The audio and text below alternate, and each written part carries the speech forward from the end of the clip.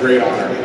I can't tell you how much it means to me to be a part of this fraternity with such great people and great ball players. Now my parents, Mom, you're genuinely the nicest person on the planet, and I'm lucky to be your son. Dad, I don't think you understand what beating somebody in ping pong with a flip-flop or a brick or a frying pan does to their ego. But you've always had a way of making me be the best that I can be in anything that I do. My beautiful wife, Adrian, for always being there for me. Coming home to you after a game or a long road trip and getting to hang out with my best friend is such a special feeling. And knowing that you're always there for me is something that I cherish. I love you. Now, when I was a player, I just tried to live in the moment, not get caught up in the past or look too far into the future. But now that I'm not playing, I can look back and reflect.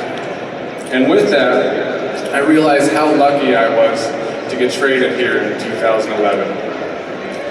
With all of my coaches, all of my teammates, the athletic trainers, the strength coaches, the video scouts, all the clubbies, the chefs, the grounds crew, everybody.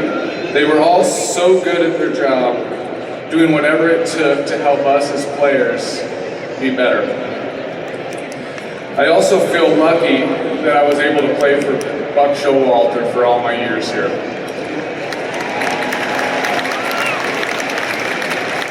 He had such an impact on every player and made us a team with such great chemistry.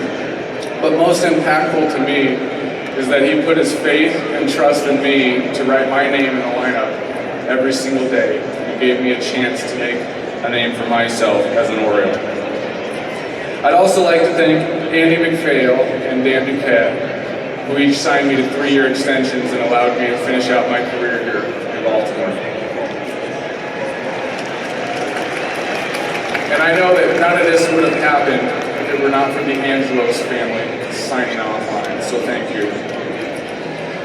Now, as a player playing 162 games a year, you're going to go through ups and downs. The best thing that you can do is try to stay even keel.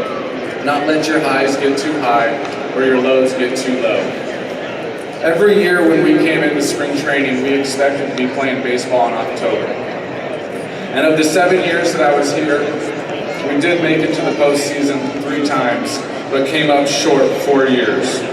And looking back at those years, you fans stayed even keel, for the most part. There's one time that I can remember in 2014, when you may have let one high get a little out of control. Game 2 of the ALDS against Detroit, when Delman Young hit that double, I've never heard a stadium roar like it did that day. And it's my all-time favorite moment of my baseball career.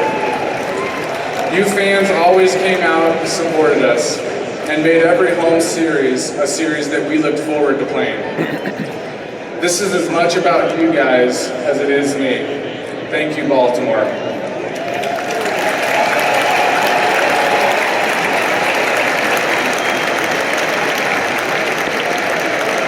Thank you so much, JJ, and congratulations.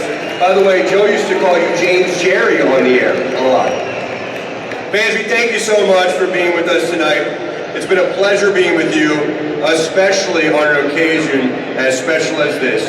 But before we end our program, we would like our newest Hall of Fame inductees to have the first pitch honors. Please welcome, one more time, our 2021 Orioles Hall of Fame inductee.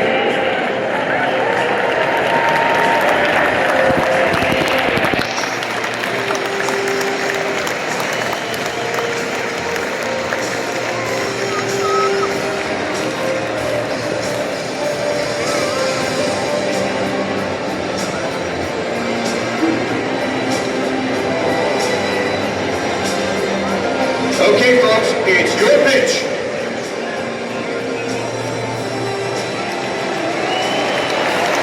Once again, we thank all of our special guests for being with us this evening, and we congratulate our 2021 inductees to the Orioles Hall of Fame, Mo Gaba, Joe Angel, Mike Devereaux, and J.J. Hardy.